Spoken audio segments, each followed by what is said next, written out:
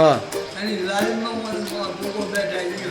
હા એ ભાઈ એ તો મારો ધણી હાજરા હાજર તો કેમ મારવા દે? ના મારવા દે. ઘણી પૂછી પણ કોઈ નજરે ન પડી. હા ભાઈ બેજી આ જાલમાં હા. રે તો કરે યાર. નમસ્કાર મિત્રો, હું છું આપ સૌનો ખાસ મિત્ર પ્રતિભા રાવળ. મિત્રો અત્યારે આપણે આવી ગયા છીએ નાગફણા શ્રી ગોગા મહારાજના ધામે. તો મિત્રો વિડીયો પૂરેપૂરો જોજો. શું મિત્રો તમને આ ગોગાધામ મહારાજ મંદિર નાગફણાનો કંઈ ઇતિહાસની ખબર છે? શું તમે આ મંદિર વિશે કંઈક જાણો છો? તો મિત્રો ચલો જોઈએ આપણે આ વિડીયોમાં. તો વિડીયો શેક પૂરેપૂરો જોજો, અંત સુધી સાંભળજો મિત્રો. બહુ જ ઇતિહાસ સંકળાયેલો છે તે આપણે આ વિડીયોમાં જોઈશું અને ગોગા મહારાજના મંદિરના દર્શન કરીશું. તો મિત્રો નાગફણા ગામ એક ગોગા મહારાજના મંદિરના નામ ઉપરથી પડેલ છે મિત્રો. અહીંયા મિત્રો હજારો વર્ષ પહેલાં અહીંયા આ મંદિર બહુ જૂનું મંદિર છે મિત્રો. નાગફણા ગામ વસ્યું નહોતું એ પહેલાંનું મિત્રો મંદિર છે અને એ મંદિરના નામ ગોગા મહારાજના મંદિરના નામ પરથી જ મિત્રો આ ગામનું નામ નાગફણા નામ પડ્યું છે. તો મિત્રો અત્યારે આપણે આવી ગયા છીએ નાગફણા ગોગા મહારાજ ધામ મંદિરમાં પ્રવેશતાની સાથે જ સારો એવો અહીંયા મંદિરનો પ્રવેશદ્વાર છે. સામે દેખાય તે ગોગા મહારાજનું મંદિર છે. જે વખડાનો ઝાડ છે એ વખડાના ઝાડ પહેલાં બહુ જ વખડાની ઝાડ હતી અને એ ઝાડમાં શ્રી ગોગા મહારાજ બિરાજમાન છે મિત્રો. તો મિત્રો આવો આપણે દર્શનનો લાભ લઈએ અને તમે પણ દર્શન કરો. તો શ્રી નાગફણા ગોગા મહારાજ ધામ મંદિર. ચલો મિત્રો જોઈએ આગળ. મિત્રો જેમ જેમ આપણે મંદિરના અંદર પ્રવેશ કરતાની સાથે જ એવા તો અહીંયા એક આ શેદલાનું ઝાડ છે. કેમ છો મજામાં? ગોગા મહારાજ મંદિર સામે જે ગોગા મહારાજનું મંદિર છે મિત્રો, સારી વ્યવસ્થા છે. અહીંયા દર પોચમે ભોજન પ્રસાદની તિથિ હોય છે. ભોજન પ્રસાદની અહીંયા તિથિ પ્રમાણે લોકો તેનો લાભ લે છે. દર પોચમે મિત્રો અહીંયા 4 થી 5 હજાર જે વસ્તીઓ ગોગા મહારાજના મંદિર દર્શન કરવા આવે છે અને ગોગા મહારાજના દર્શન કરી ધન્યતા અનુભવે છે, દર્શનનો લાભ લે છે. ગોગા મહારાજ તેમની મનોકામના પૂરી કરે છે મિત્રો.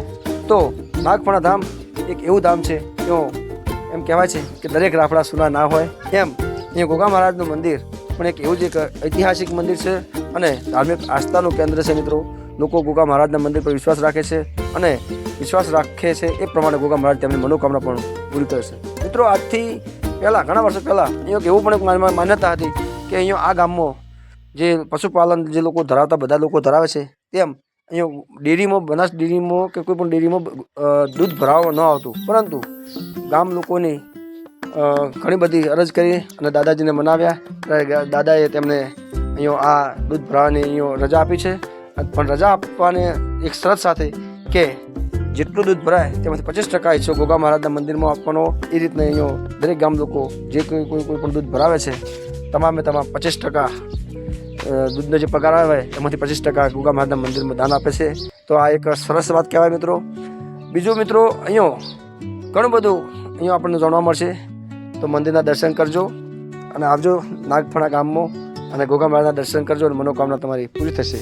તો મિત્રો સામે જો અહીંયા ત્રિશૂળ દેખાય છે એ ગોગા મહારાજનું છે અને તળાવની કાંઠે એવા દાદા શ્રી ગોગા મહારાજ બિરાજમાન છે મિત્રો. બહુ જ આહલાદક સ્થળ છે. આજુબાજુનું પ્રકૃતિનું વાતાવરણ પણ બહુ સરસ છે.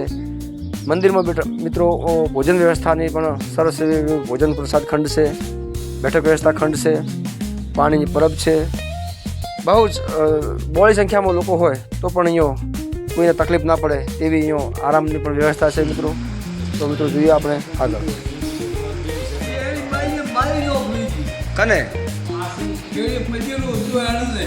ભાઈ ને હોય ઈ આઈનું બેઠી હતી કાજ હતી. હા એની લાઈનમાં મને લોકો બેઠા છે. હા એ ભાઈ એ તો મારો ધણી હાજરા હાજર તો કેમ મારવા દે? ના મારવા દે. ઘણી પૂછી પણ કોઈ નજરે ન પડી. હા ભાઈ બેજી આ જાલમાં હા. રે તો કરે યાર. હવે કોઈ નજરે ન પડી. હા હા હા એના સરનામ બેઠી તે મારવા દે. ના મારવા દે. હા મારા બીજું મારવી. ચીડી આમ કે મારો હોય એટલે શું કરે ભાઈ બાપડી? હા માથી પર જો કરે ફોન બાકી લાદ રાજી. લાલભાઈ ને થઈ ગયા. આ તો ઘણા વર્ષો પછી ગોગા બાપજી એટલે હાસરી.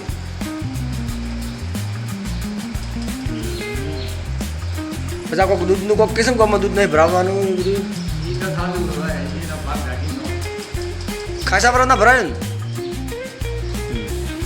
એ બધો ભરાવા છે હા હવે મેં એનો ભાગ બહુ કાઢ્યો એમ